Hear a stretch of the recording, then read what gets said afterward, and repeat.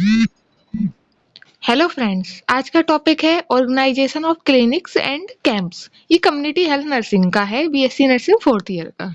तो यहाँ पे हमें बताया जाएगा कि क्लिनिक्स एंड कैंप्स क्यों लगाए जाते हैं और किस किस जगह पे लगाए जाते हैं। तो हम स्टार्ट करते हैं। Clinics. The word clinics refers to a place where outdoor patients come to physician and members of health team for treatment and follow-up treatment. मतलब कि क्लिनिक का मतलब होता है वो प्लेस जहाँ पर आउटडोर पेशेंट मतलब कि पेशेंट आते हैं, अपना इलाज कराते हैं और चले जाते हैं, रुकते नहीं हैं। वो क्लिनिक्स होती है, फिर कैंप बोलते हैं उनको। जो फिजिशियन के द्वारा और मेंबर ऑफ हेल्थ टीम के द्वारा उनको ट्रीटमेंट दिया जाता है, फॉलो अप ट्रीटमेंट दिया जाता है। आउटडोर पेशेंट इसलिए कि वो आएंगे, ट्रीटमेंट करवाएंगे, वहां पे रुकेंगे नहीं, मतलब रुकने का नहीं होता। According to another concept, clinic is the place where the patient who cannot move about are of are OT institutionalized come for checkup and treatment. इसका मतलब है क्लिनिक वो प्लेस है जहाँ पे पेशेंट मूव मतलब इधर से उधर नहीं जाना होता कि मतलब कि ट्रांसफर कर रहे हैं कि हाँ यहाँ पे नहीं हो रहा तो वहां पे उसी जगह पे वहीं पे जो क्लिनिक है या कैंप लगाया गया है वहीं पे इलाज होगा। वहीं से वो पेशेंट ट्रीटमेंट लेगा और चला जाएगा। ये नहीं है कि हाँ अभी नहीं हो रहा तो कुछ दिन बाद मतलब उसी टाइम करेंगे और सही कर देंगे उसको। Purpose and importance of clinic. इसकी क्या पर्पस है और क्या इम्पोर्टेंस है क्लिनिक की। Primary health care facilities to vulnerable segment of society. Primary health care facility to vulnerable segment of society. इसमें क्या है, जो वल्नरेबल सेगमेंट ऑफ सोसाइटी जहाँ पे मतलब कि अच्छा नहीं है, यहाँ पे इलाज नहीं हो सकता दूर दूर तक, तो वहाँ पे primary health care facilities provide की जाती हैं। Easy reach, no need of transportation for patient. जिसके कारण क्या है, ऐसी जगह कैंप लगाए जाते हैं वहां जाके जहाँ से ना ही कोई तुम्हें ट्रांसपोर्टेशन की नीड हो, पेशेंट इजिली वहां पे उस जगह पे पहुंच जाए जहाँ पे कैंप लगाए गए हैं, क्लिनिक है, जिससे ना उसको परेशानी हो, हाल के हाल आ जाए। Diagnostic facilities. डायग्नोस्टिक फैसिलिटीज सारी दी जाती हैं। फ्री और minimum cost of treatment. Cost भी उसका बहुत ही कम होगा, ना के बराबर होगा, वो बिल्कुल फ्री भी होते हैं कुछ कैंप और clinics. Counselling and health awareness. उसको काउंसलिंग दी जाएगी उसकी हेल्थ के बारे में कि हाँ आपको क्या क्या खाना है, क्या क्या कैसे सावधानी बरतनी है ना, क्या डाइट प्लान प्लान होगा और आपको कैसे रहना है, लाइफ स्टाइल चेंज करने की सब दी जाती है। और हेल्थ अवेयरनेस किया जाता है कि हाँ आपको ये नहीं करना है जिससे आपकी हेल्थ सही रहेगी। ये सब एजुकेशन वगैरह देते हैं। सर्विसेज ऑफ स्पेशलिस्ट डॉक्टर और क्लिनिकल। और जो सर्विस प्रोवाइड की जाती है क्लिनिक और कैंप्स में वो स्पेशलिस्ट डॉक्टर्स होते हैं वहां पे और क्लिनिकल्स होते हैं। Referral services. रेफरल सर्विसेज भी होती है। चॉइस फॉर अल्टरनेटिव थेरेपीज, मतलब कि वहां पे अल्टरनेटिव थेरेपीज की भी चॉइस होती है। तो ये पर्पस थे। अब features of good clinics. Plan and follow the time table. मतलब कि जो plan and follow follow the time table बनाया गया उसको पूरा प्लान्ड होता है और फॉलो किया जाता है। मतलब कि अगर आज यहाँ पे सोचा कि यहाँ पे क्लिनिक्स रख रहे हैं तो वहीं पे ही होगी, ना कि जगह चेंज की जाएगी। As far as possible liberating the patient from the compulsion of pre registration. यहाँ पे ऐसा होता है कि मतलब कि प्री रजिस्ट्रेशन करवा दिया जाता है कि हाँ इतने पेशेंट आएंगे, है ना, सारे पेशेंट का जो जो आएगा तो उसको पहले ही रजिस्ट्रेशन करवा दिया जाता है कि हाँ ये आएंगे, तो हो जाता है। Physician and members of health team should be specialist one and skilled in their work and sufficient in number.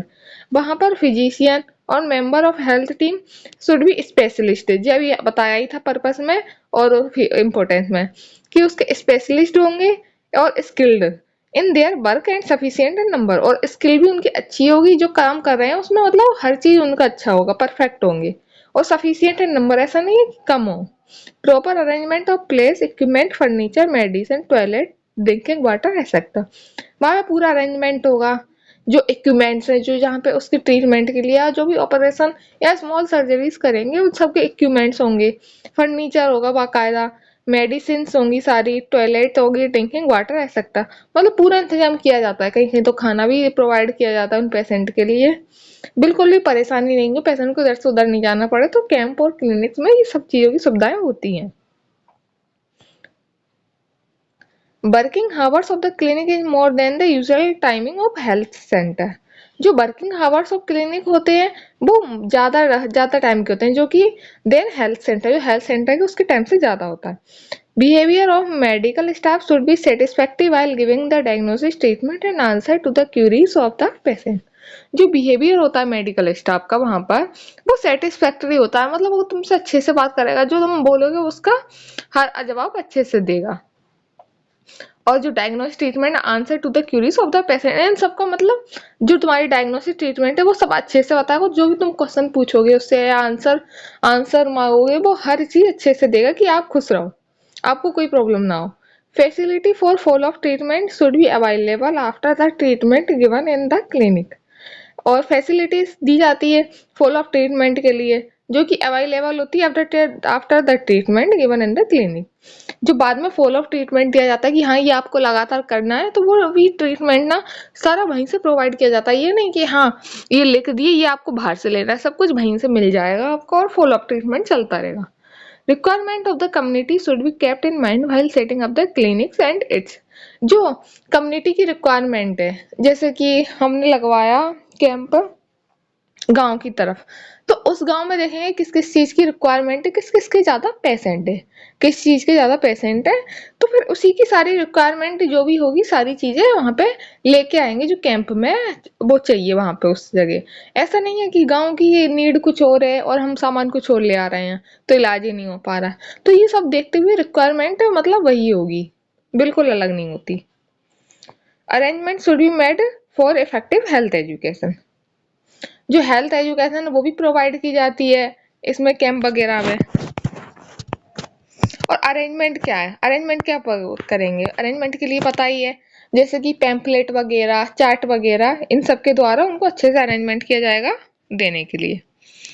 Places, कौन कौन से प्लेसेस होते हैं क्लिनिक्स के लिए, sub centre, PHC, CHC, hospital, low income group colony, slum, bus stand, school fairs, NGO campus, a place and similar community.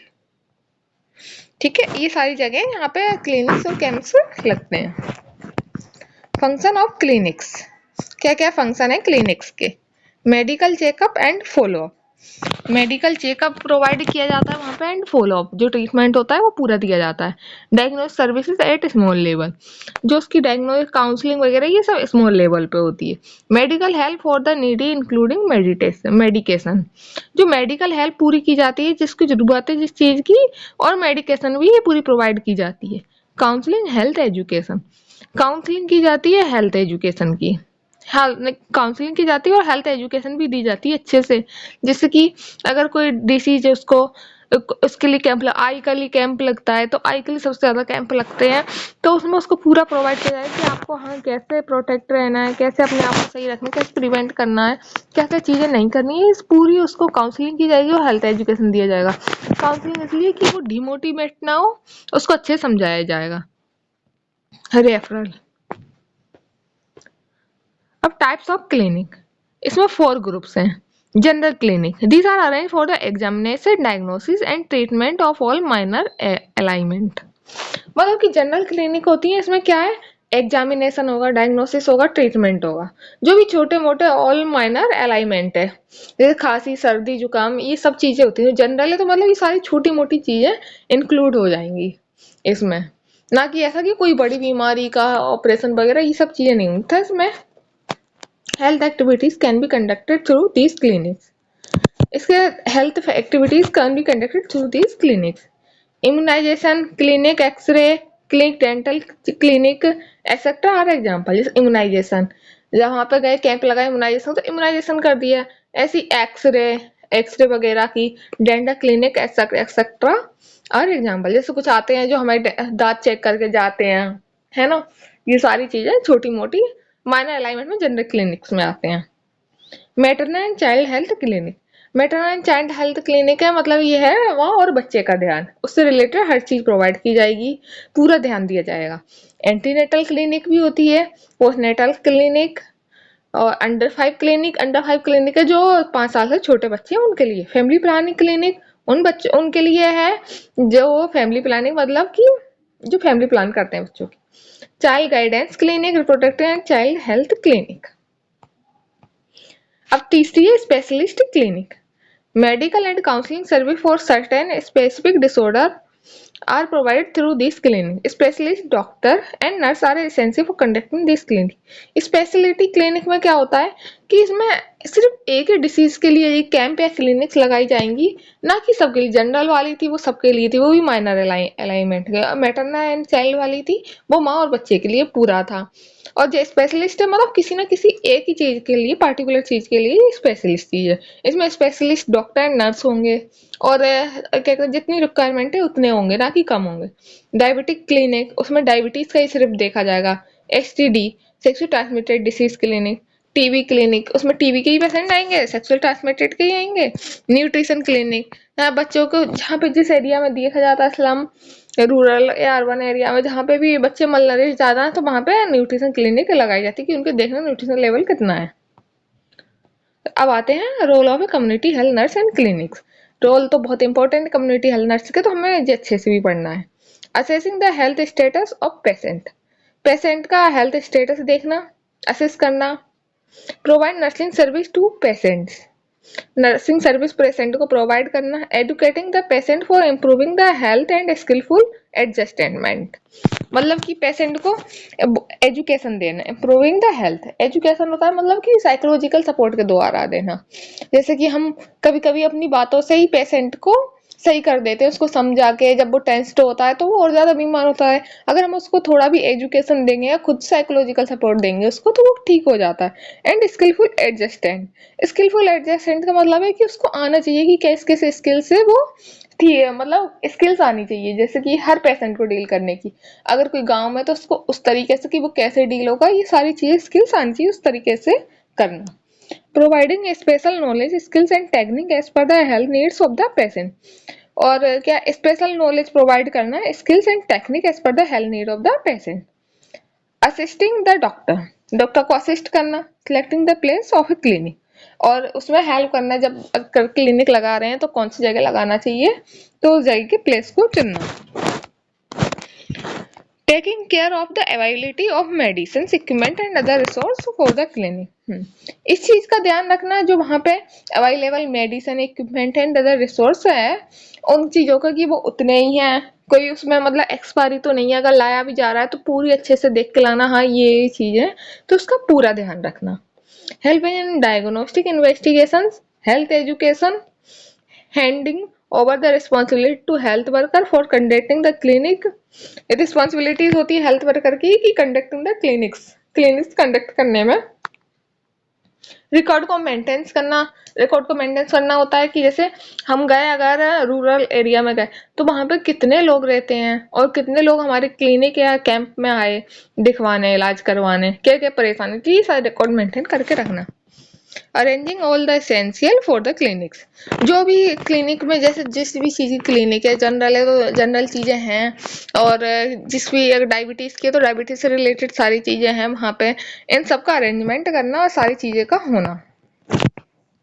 Health camp, these are organized to provide need-based specialized service to a definite population। Health camp कहाँ लगता है, जो वहाँ पे होता है जहाँ पे नीड होती है कोई किसी स्पेशलाइज्ड सर्विस की, वो भी डेफिनाइड पॉपुलेशन में। Indication, to provide health service such a diagnostic, curative, family planning, referral and immunisation. Health service provide की जाती है diagnostic, curative, family planning, referral and immunisation की। To inform, motivate and guide the people in health action, information देना, motivate and guide करना people को about health के बारे में, हेल्थ एक्शन के लिए क्या क्या करना है क्या नहीं, उसको मोटिवेट करना। To conduct orientation and training for public, orientation training for public, इन सबको देना है, ये मतलब कैंप वगैरह में होते हैं। To impart knowledge about various measures to promote health and identify their roles, उनको नॉलेज देना बहुत सारे मेजर्स की, टू प्रमोट हेल्थ मतलब हेल्थ कैसे बढ़ेगी उसकी नॉलेज देना और उनको उनके रोल में आगे बढ़ाना। अब टाइप्स ऑफ हेल्थ कैंप, कितने टाइप के हेल्थ कैंप होते हैं, सर्विस कैंप और educational and training camp. Service camp, service camp for specialised service such as camps to diagnose eye pathology and perform cataract surgery, जैसे specialised service, जैसे कि camp होता है आई के ऊपर, आई की pathology and perform cataract surgeries. जो भी ज्यादातर आई के कैंप लगाए तो कैटरैक्ट सर्जरी होती है उसमें।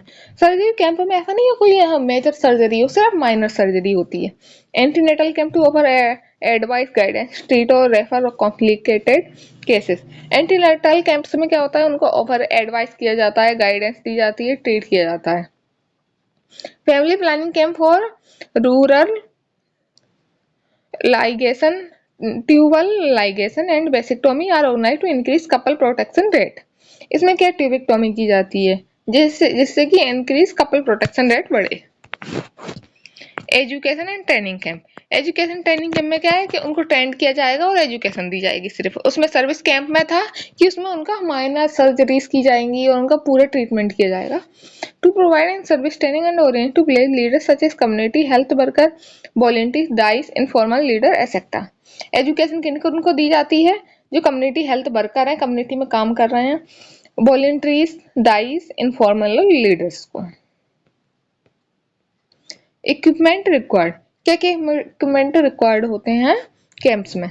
Diagnostic equipment for haemoglobin, urine testing, BP apparatus, temperature tray एसेक्टा, ये सारी चीजें होंगी। Sterilised gloves, linen, gown, cam, mackintosh et cetera.